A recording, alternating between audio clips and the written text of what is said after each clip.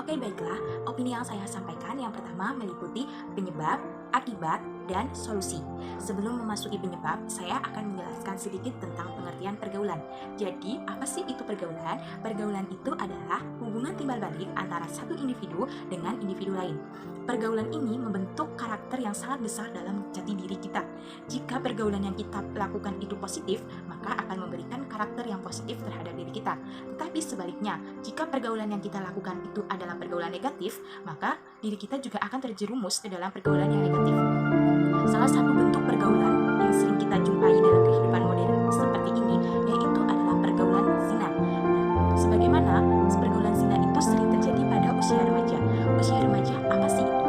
Jadi usia remaja itu adalah usia peralihan dari masa kanak-kanak kepada masa dewasa yang terjadi pada usia 13 tahun sampai usia 21 tahun.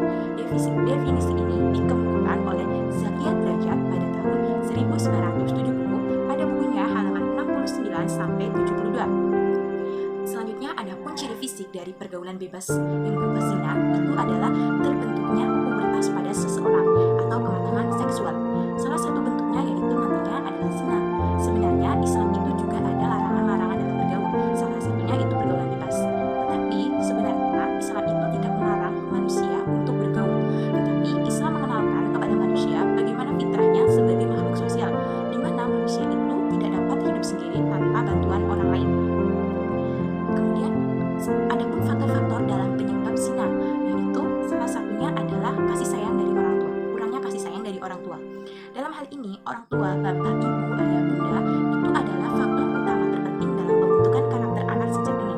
Orang tua harus mengenalkan ajaran Islam terhadap anak-anak sejak dini dalam pedomannya sebagai Al-Quran dan hadis. Dan kemudian adanya kemajuan teknologi yang semakin canggih, baik itu teknologi berupa media elektronik maupun media cetak. Mudah sekali untuk usia remaja seperti kita itu mengakses media elektronik. Selanjutnya itu faktor penyebab yang ketiga adanya bergaul dan berinteraksi dengan kelompok yang menyimpang. Jadi apabila kita sudah bergaul dengan kelompok yang menyimpang dan kita diajarkan kita harus melakukan ini, maka kita juga akan ikut terjerumus ke pergaulan yang salah. Kemudian yang keempat adanya anggapan yang salah tentang agama Islam. Dan faktor penyebab yang kelima adanya kesenjangan antara kelompok remaja dengan kelompok tua. Sebagaimana dalam firman Allah yang tertera dalam surah Al-Isra ayat 32 yang melarang kita untuk dalam pergaulan bebas yang bunyinya sebagai berikut. A'udzu billahi minasyaitonir rajim. Bismillahirrahmanirrahim. Wala taqrabuz zina innahu kana waisa sabilan. Yang artinya, janganlah sesekali kamu mendekati zina karena sesungguhnya zina itu adalah perbuatan yang buruk dan jalan yang keji. Adapun hadis riwayat At-Tabrani yang mengungkapkan tentang pergaulan bebas. Bismillahirrahmanirrahim. Illan yut'an fi rasi ahadikum bimajidin min hadidin jairu lahu min an yamasya mara'atan la tahillul lahu. Yang artinya, sesungguhnya ada kepala seseorang ditusuk dengan jarum yang terbuat dari besi itu lebih baik baginya daripada menyentuh wanita yang tidak halal atau bukan mahramnya. Hadis riwayat At-Tabrani. Adapun akibatnya jika kita melakukan pergaulan bebas yang berupa zina yang sangat-sangat dilarang oleh agama Islam karena zina itu adalah perbuatan yang sangat buruk. Zina itu dilakukan oleh dua orang yang berlawanan jenis yaitu laki-laki dan perempuan yang belum memiliki mahram atau ikatan menikah. Nah, akibatnya jika diri kita melakukan perbuatan zina, yang pertama yaitu satu, merusak garis keturunan. Nanti jika anak yang dilahirkan oleh kita itu akan terganggu nasabnya. Jadi misalnya seorang istri itu akan sungguh-sungguh kepada suami, ia akan menuduh apakah anak itu lahir dari garis keturunan atau dari hasil zina. Maka konflik seperti ini akan menimbulkan masalah yang sangat besar, misalnya seperti kesulitan dalam kehidupan, kesabaran yang diuji, seperti melakukan perceraian. Nah, selanjutnya akibat yang kedua yaitu menimbulkan kegoncangan dan kegelisahan dalam masyarakat karena tidak terpeliharanya kehormatan. Betapa banyaknya pembunuhan yang terjadi di dalam masyarakat yang disebabkan karena anggota masyarakat melakukan zina. Kemudian akibat yang ketiga yaitu munculnya berbagai penyakit, misalnya seperti penyakit kelamin yaitu sifilis, meningkatnya penyakit AIDS yang akan membunuh perlahan. Nah, jika perbuatan ini dibiarkan merajalela di tengah-tengah masyarakat, berarti itu sama saja manusia derajatnya dengan hewan. Nah, dalam kehidupan akhirat, zina itu dapat mengurangi agama seseorang. Zina menghilangkan sifat haram,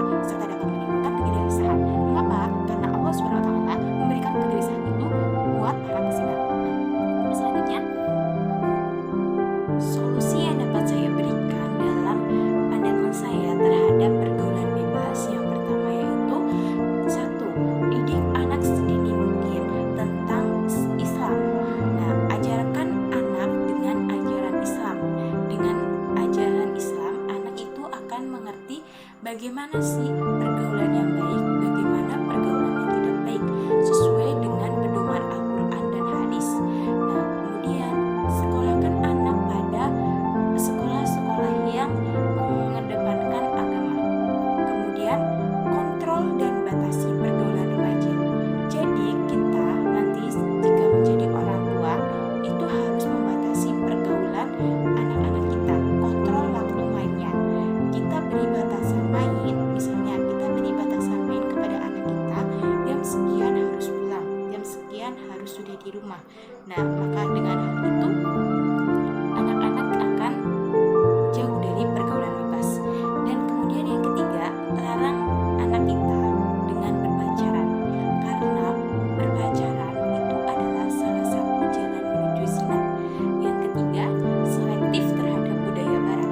Salah satu contohnya yaitu crush yang tidak perlu diikuti oleh diri kita sebagai agama muslim, misalnya seperti acara Valentine Day, pesta pora, Amerika Serikat bercinta, free sex, dan tren narkoba. Nah, tren narkoba ini sedang semakin marak di Indonesia, misalnya seperti kasus Nia Ramadhani dan suaminya. Oke, baiklah, itu pandangan saya tentang pergaulan bebas. Solusi yang dapat saya sampaikan, penyebabnya dan akibatnya dari pergaulan bebas. Jadi kesimpulannya yaitu dimanapun kita berada, kapanpun dan bagaimanapun kondisinya itu, kita harus menjaga pergaulan kita. Kita harus berpedoman kepada agama kita, yaitu agama Islam yang diajarkan